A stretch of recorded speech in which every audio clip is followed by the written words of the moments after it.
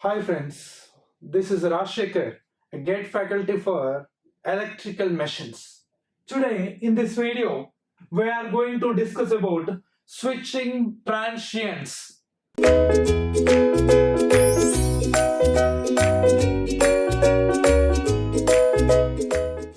Switching transients, the name itself indicates that the transients, sudden changes, the rapid changes occurs in our transformer at time of switching.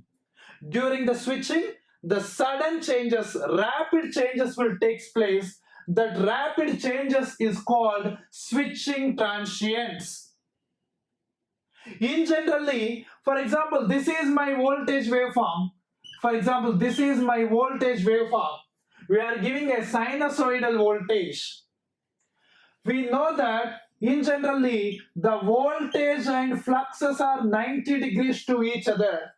Voltage and fluxes are 90 degrees to each other. Yes or no? So if the switch is closed at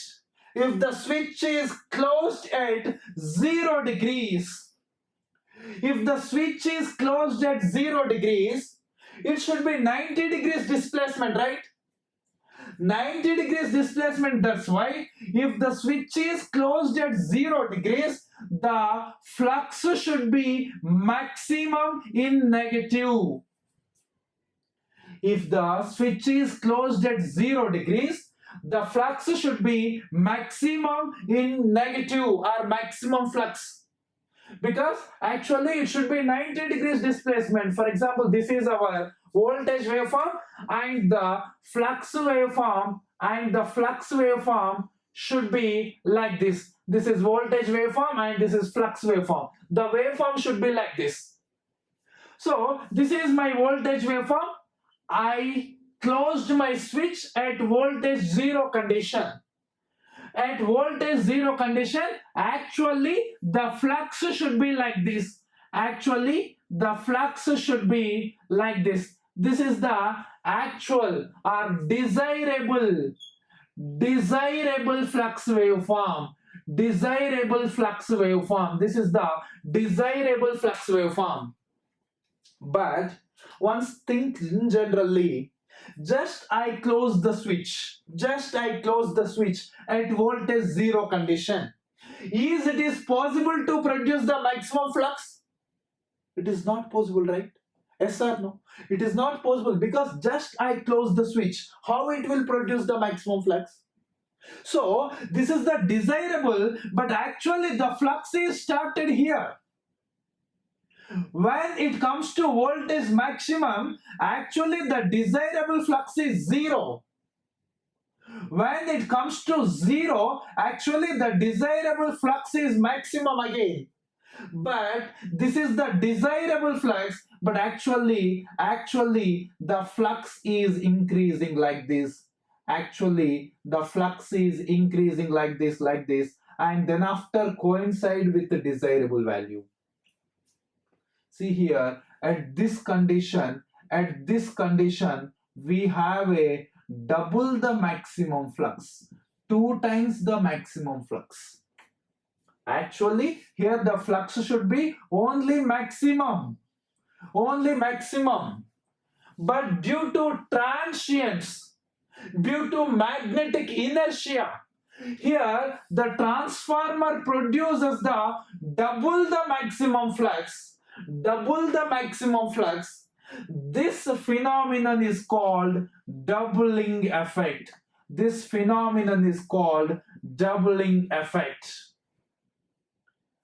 At which condition we can get the doubling effect? The switching occurs at 0 voltage. If the switching at 0 voltage, then the doubling effect will take place. The switching transients is very severe. Transients will take place. So this is not a feasible switching. Sir, where I have to do the switching? For safe operation, the switching should be at a maximum voltage condition, because at maximum voltage condition actually our desirable flux is zero. Actually our desirable flux is zero, and actual flux is zero and desirable flux also zero, because I switched just now at maximum voltage condition. So just now, that's why actually flux zero and desirable flux also zero. There is no severe problems. So if the switching is done at either positive or negative maximum voltage, either positive or negative maximum voltage, either positive or negative maximum voltage, then this is the safe switching. This is the safe switching. If the switching is done at zero voltage condition, due to magnetic inertia, it produces the double the maximum flux for few seconds. Double the maximum flux for few seconds. Tau is equals to L by R seconds. Tau is equals to L by R seconds. For few seconds, it produces the double the maximum flux. This effect is called doubling effect. This effect is called doubling effect. Sir, what are the consequences? What are the disadvantages of doubling effect? If the flux is double, EMF also double, right? This is the advantage, sir. What is the disadvantage? What are the problems with the doubling effect? What are the problems with switching at zero voltage? Let's discuss here. Let's discuss here. What are the problems here? Let's discuss now. See here. For example, I done switching at zero voltage condition. Then I produces the flux is equals to double the maximum flux. If the flux is the double the maximum flux, then EMF of the primary winding and EMF of the secondary winding 4.44 phi m F into N, 4.44 phi m F into N. These are the formulas. But here the flux is double the maximum flux. So the EMF induced in the primary is 2 times of the actual value. And the EMF induced in the secondary is also 2 times of the actual value. Sir, this is the advantage, sir. What is the disadvantage? What is the problem with the 2 times of the voltage? Yeah, this is not an advantage. This is very, very disadvantage, because this double the actual voltage induced for few seconds only, not for complete cycle. This is induced for few seconds only, and this maximum voltage induced only, extreme 5% of ends of the windings, extreme 5% of ends of the windings, only this maximum voltage induces in the extreme 5% of voltage, extreme 5% of ends of the two windings. So this is normally E volts only, this is E volts only, but here produces 2 times of the voltage, which leads to failures of insulation, which leads to damage of the winding. This is the first disadvantage. So to overcome this disadvantage, we have to make more insulation at the 5% ends of the windings, which increases the size, cost and weight. Size, cost and weight. This increases the size, cost and weight. This is the first disadvantage, because this is induced only extreme 5% of the winding, that too only few seconds. Then after again combines with the desirable flux. This is the first disadvantage. And the next disadvantage is that due to high voltage, Due to high voltage, the winding may delocated from its actual position.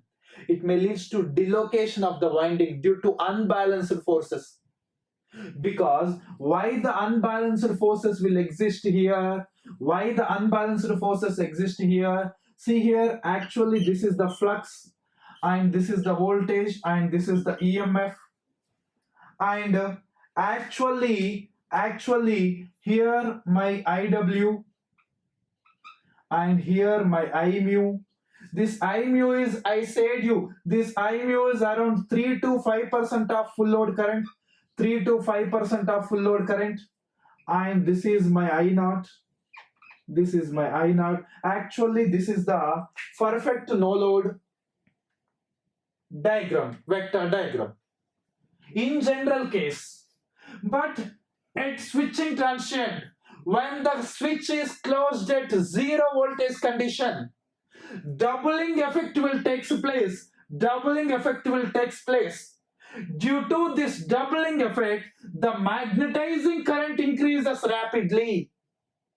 The magnetizing current increases rapidly. This is the increased magnetizing current. Increased magnetizing current. Can you expect how much this current is there?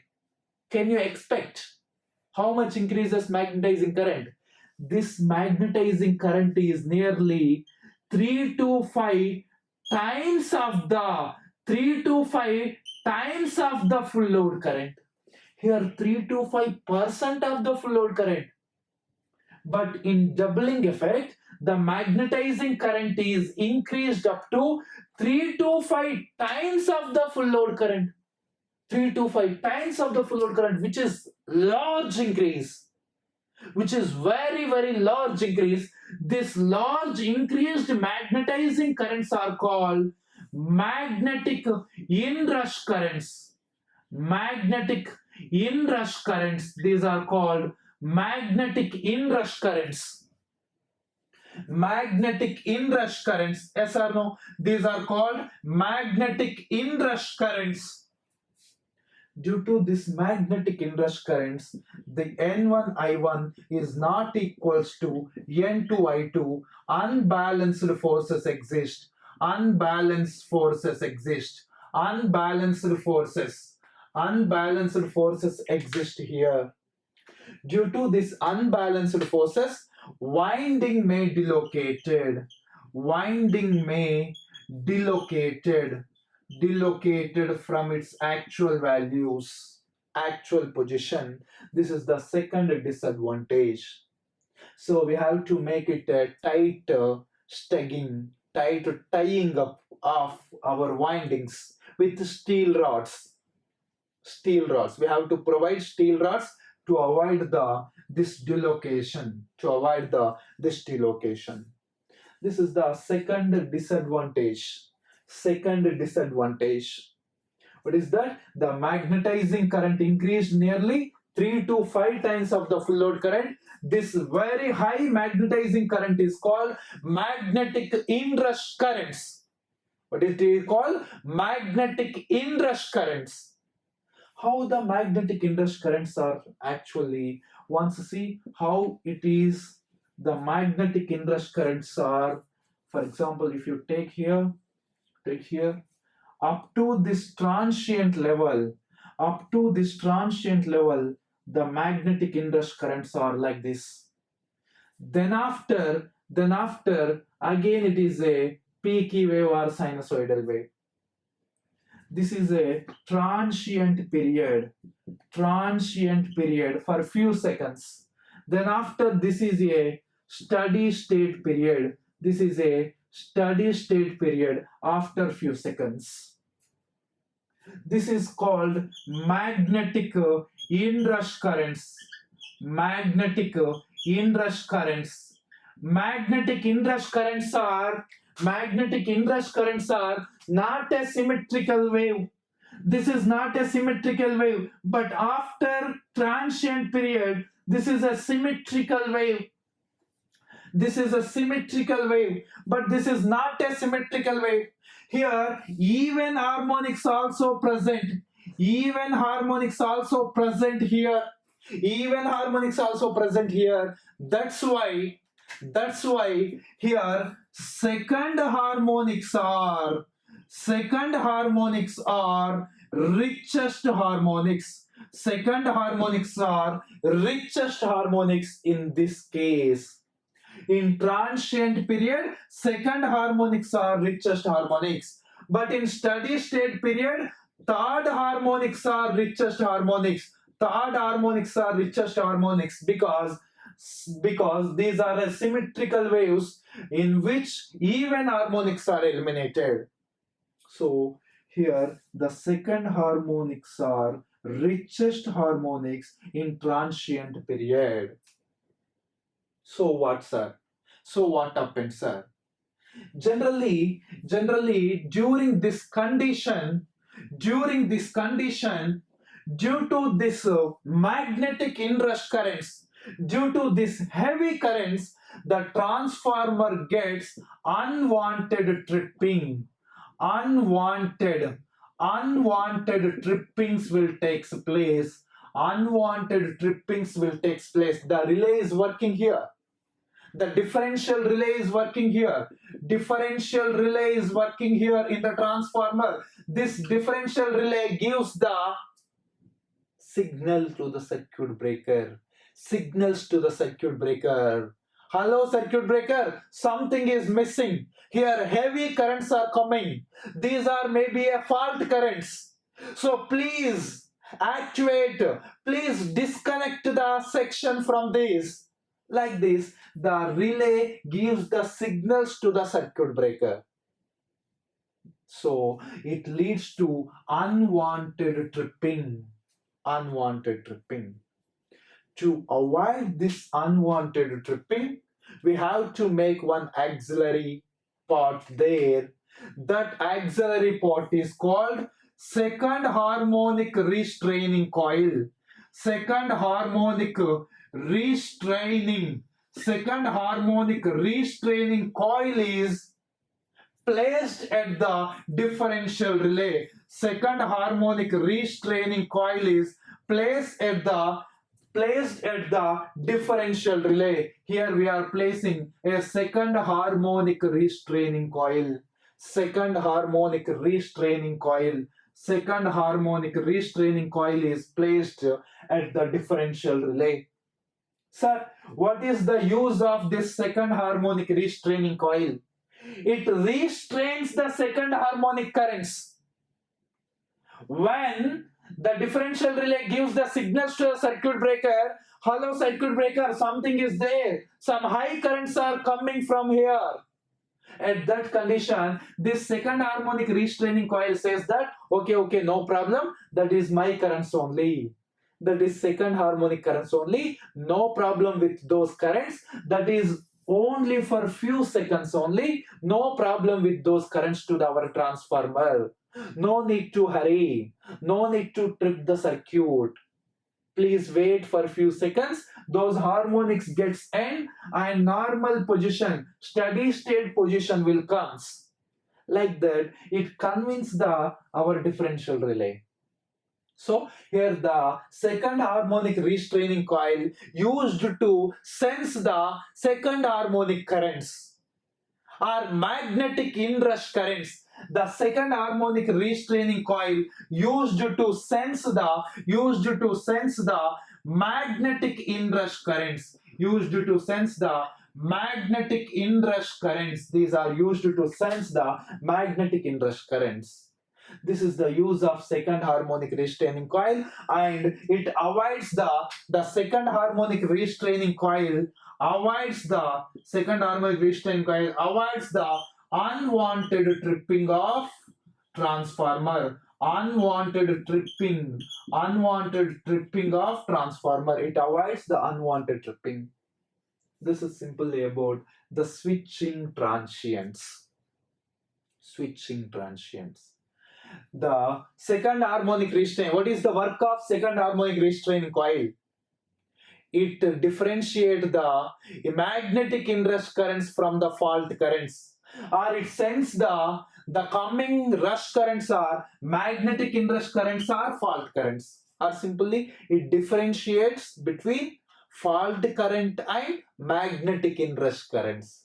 Is this is a fault current or magnetic inrush currents? If it is magnetic inrush current, it restrains. If it is fault currents, it gives the signals to the differential relay, it gives the signals to the circuit breaker. Like that, here to avoid the unwanted tripping, we are using second harmonic restraining coil.